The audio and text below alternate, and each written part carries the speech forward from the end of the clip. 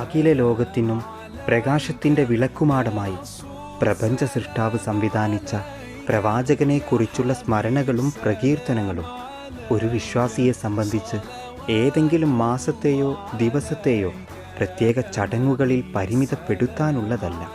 മറിച്ച് എല്ലാ ദിവസവും എല്ലാ സമയത്തും മരണം വരെ ഹൃദയാന്തരങ്ങളിൽ സന്നിവേശിപ്പിച്ച് പ്രവർത്തനങ്ങളിലൂടെ പ്രസരിപ്പിക്കേണ്ടതാണ്.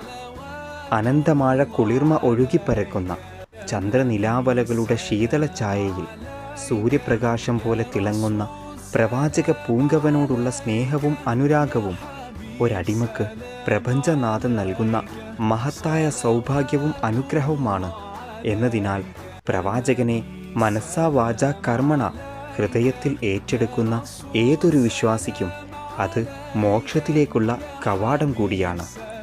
അതെ, ജബലന്നൂർ പർവ്വതത്തിൻ്റെ ഉച്ചിയിൽ ദിവ്യപ്രകാശത്തിൻ്റെ അരുണോദയത്തിന് നാന്ദി കുറിക്കപ്പെട്ടപ്പോൾ മാനവൻ്റെ ഹൃദയാന്തരങ്ങളിൽ വിമോചനത്തിൻ്റെ പുതിയ വസന്തം വിരിയുകയായിരുന്നു.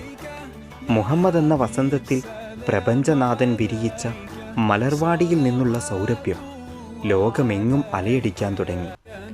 ആകാശങ്ങളെയും ഭൂമിയെയും ത്രസിപ്പിക്കുന്ന സുഗന്ധം, അന്തരാത്മാവിൻ്റെ അനന്തമായ വീചികളിൽ കുളിർമ പകരുന്ന സുഗന്ധം, ഹൃദയതന്ത്രികളെ ശാന്തമാക്കുന്ന സുഗന്ധം, ഉണ്മയെ പ്രഫുല്ലമാക്കുന്ന സുഗന്ധം, ദിവ്യമായ പനിനീർ മലരിൻ്റെ സുഗന്ധം, ഭൂമിയെ സമാധാനത്തിൻ്റെ രേണുവാൽ ആവരണം ചെയ്ത സുഗന്ധം, നൂറ്റാണ്ടുകളായി മനുഷ്യരാശിക്ക് പരിമളം നൽകിക്കൊണ്ടിരിക്കുന്ന ഇസ്ലാമാകുന്ന മലർവാടിയിൽ ആദ്യമായി നട്ടത് ഇഖ്റ അഥവാ വായിക്കുക എന്ന അഭൗമിക പുഷ്പമായിരുന്നു.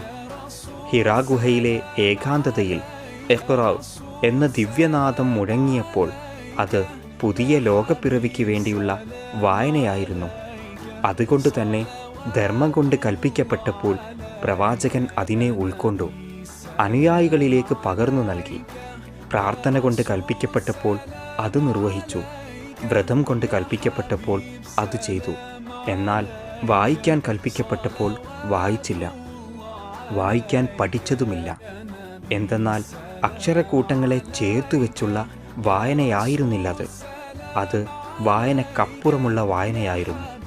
എല്ലാ വായനക്കും മീതെയുള്ള മറ്റൊരു വായന, ജീവിക്കാനുള്ള വായനക്കപ്പുറം ജീവിതത്തിൻ്റെ പൊരുൾ തേടിയുള്ള വായന, സൃഷ്ടി പ്രപഞ്ചത്തിലൂടെ സൃഷ്ടാവിലേക്കുള്ള വായന, ദിവ്യപ്രകാശത്തിൽ മാനവനെ മാറ്റിപ്പണിയാനുള്ള വായന, സ്വർഗീയ ചാരുതയിൽ വിപ്ലവം ജയിക്കാനുള്ള വായന, ചരിത്രം പലപ്പോഴും മറന്നുപോയ വായനയും അതുതന്നെ, സമകാലീന ലോകം ആവശ്യപ്പെടുന്ന വായനയും അതുതന്നെ, ആത്യന്തിക മോക്ഷത്തിൻ്റെ വായനയും അതുതന്നെ.